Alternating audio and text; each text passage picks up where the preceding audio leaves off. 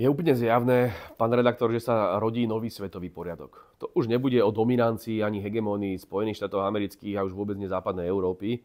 Po staročia tu západná Európa mala kolónie, imperiálne záujmy a tak ďalej. To už je dávno preč. A ono, samozrejme, že tí Nemci, Francúzi, Briti majú ten ako zlozvyk, ten inštinkt toho imperializmu, že oni si myslia, že stále môžu poučovať celý svet o ľudských právach, slobode, demokracii, akejkoľvek ideológii, ktorá aktuálne im pasuje, hej, lebo v minulosti takto zneužívali kresťanstvo, aby tam plienili iné krajiny, dneska zneužívajú liberalizmus. A teraz tie krajiny, ktoré boli v takom podradnom postavení, dneska zrazu neuveriteľne rastú. Čína, Vietnam, ale teraz aj tie latinskoamerické krajiny, ako Brazília, ako je Venezuela, Kolumbia, Kuba, všetky majú svoju cestu a majú na to právo.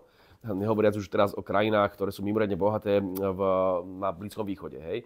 A teraz my máme naozaj úlohu ako Európania a Západ, kolektívny Západ, poučovať celý svet a teraz máme prikazovať ako nejakí učitelia, že takto sa máte detičky správať. No takto fungovať jednoducho nielen, že nemôže z morálneho hľadiska, ale už ani nevie byť takto, lebo Európa na to nemá silu.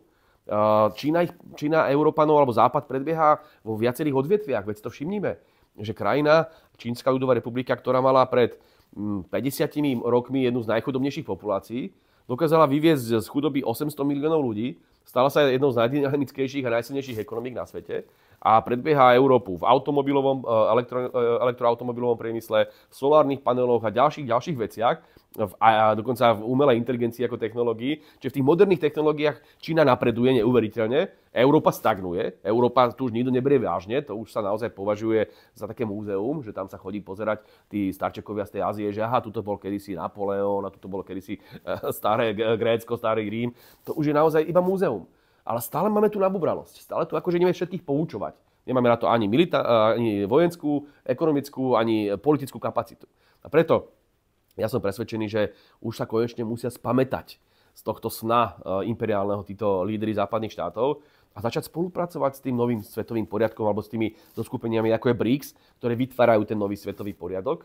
A preto dobré vzťahy s Ruskom, dobré vzťahy s Čínou, s Indiou, s Brazíliou, s týmito krajinami, ktoré sú budúcnosťou svetovej ekonomiky. A predovšetkým rešpektujme už konečne, že áno, v Číne majú iný systém. Vládne komunistická strana a funguje im to.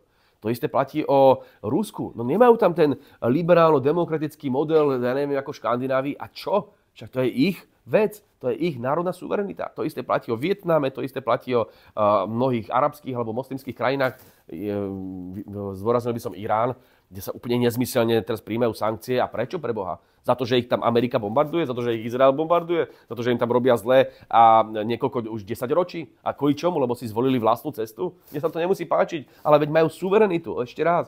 To isté Venezuela, to isté Kuba. Všetkým ideme robiť zle, ale z hodou okolností budeme príjmať sankcie voči všetkým, ktorí nám nesedia do našich geopolitických západných plánov. A keď máme Saudskú Arabiu, ktorá nám vyhovuje, lebo nám nejakým spôsobom pomáha, tak tam nevadí, že kameňujú ženy. Tam nevadí, že majú problémy s demokraciou, s liberalizmom, však to je jeden stredoveký režim, hej. Takže tváriť sa, že my sme nejakí principiálni, už im to nesedí. A preto ešte raz, poďme sa vrátiť k zdravému rozumu, k geopolitickému realizmu. S každým normálne jednajme, fungujme na báze priateľských mierových vzťahov. Toto Slovensko chce.